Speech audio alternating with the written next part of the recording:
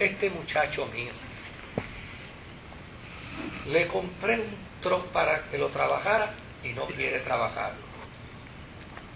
Le compré una finca para que la trabaje, no la quiere trabajar.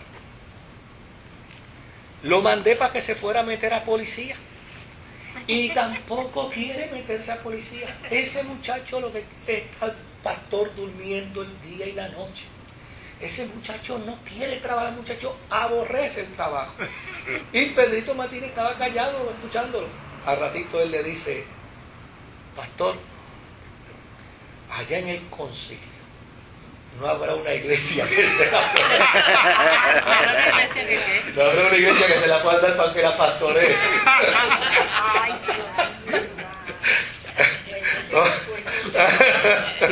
Como quien dice. Y estaba Pedrito Martínez, bueno, cuando él me contó eso ya habían pasado como 25 años y todavía estaba envenenado. Decía él: chico, bueno, no es posible que este hombre se le ocurra pensar. Así que, desde luego, en este tiempo se nombraba, mire, se nombraban religiosos simplemente por cuestiones familiares, por cuestiones empáticas, por cuestiones simpáticas, se nombraban los religiosos. Y ya mismo vamos a ver hasta dónde llegó esto, porque esto se fue degenerando. Así es que, imagínense, uno que fue nombrado a los 17 años cardenal, eventualmente fue hecho papa de la iglesia. Desde luego, este tenía temor de fracasar, como fracasó Urbano V, que se fue a Roma, y fracasó y tuvo que regresar. Pues él decía: yo me iría para Roma, pero ¿y si fracaso? ¿Y si las cosas no me salen bien? Claro, aquí hay un dato interesante, porque dentro de la historia, dentro de todas estas horrorosidades, hay unos datos espirituales que ustedes están en la historia y a lo mejor se pueden hacer hasta incomprensibles.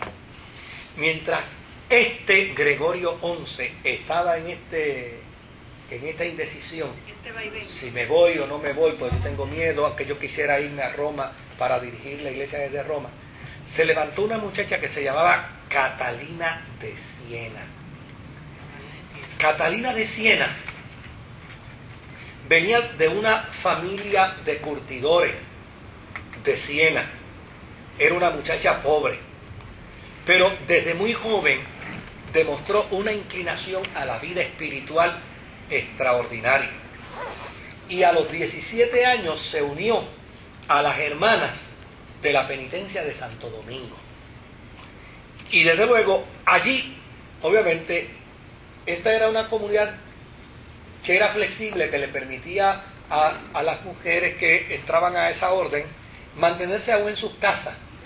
Y desde allí, ella iba a su casa, trabajaba con sus padres en la curtición de pieles, y desde luego empezó a dedicarse a la vida contemplativa.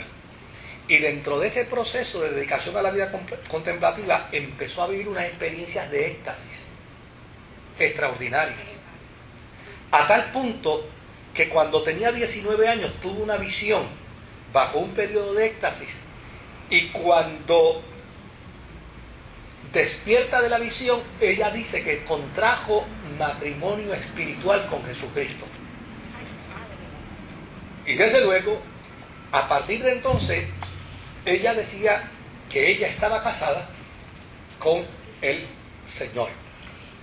Entró como resultado de eso a una práctica de vida ministerial donde oraba por los enfermos y sanaba, atendía a los pobres, y empezó a convertirse entonces en una impartidora de experiencia espiritual a la vida de la iglesia, a tal punto que monjes, sacerdotes, prelados de posiciones altas, inclusive gente distinguida, iban a sus reuniones para escucharla de buena gana, porque ante un oscurantismo que se estaba levantando, por lo menos había una mujer que tenía un mensaje de esperanza y un mensaje de espiritualidad. su fama se hizo bien grande. Sí, su fama se hizo bien grande. Y desde luego, en su última etapa ministerial, se dice que en una ocasión ella cayó en un éxtasis tan profundo que la declararon muerta, porque ni siquiera escuchaban las palpitaciones del corazón. Y desde luego, cuando ella despertó, declaró que en efecto estuvo muerta, había estado en la presencia del Señor y que el Señor le ordenó que regresara de nuevo a la vida, porque ella tenía un ministerio donde muchas almas la necesitaban para la salvación. Y desde luego, a partir de entonces, se dedicó a un ministerio evangelístico.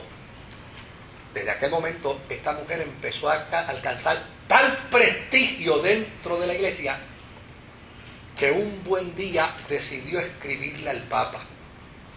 Y de hecho, mantenía correspondencia con el Papa. En una de las cartas que le envió al Papa, encontraron que le llamaba nuestro dulce padre.